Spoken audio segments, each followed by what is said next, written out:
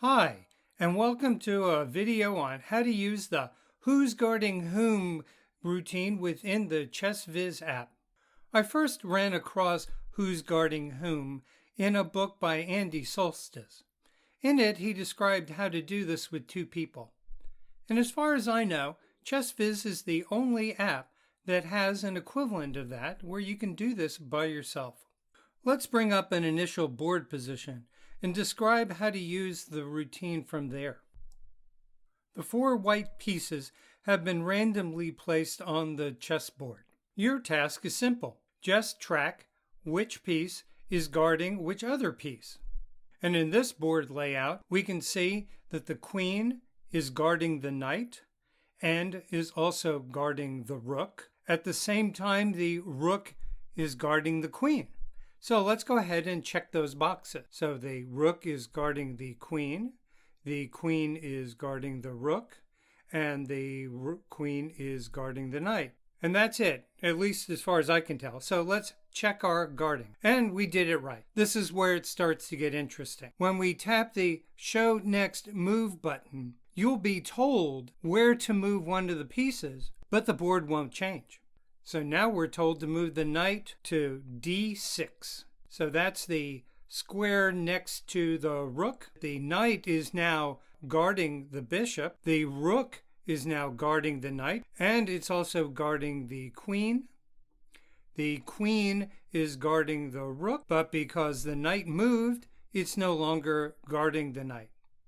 And I think that's right. Let's check. And we did it right again. We can request another move. Second move is to move the rook to E3. So that is down right next to the queen, but the knight has also moved. The knight is still guarding the bishop. It is not guarding the rook. The rook is not guarding it. And the queen is guarding the rook, and the rook is guarding the queen, because the rook is right next to the queen. Guessing that's right. So let's check our work. All right, did it again. So let's do one more.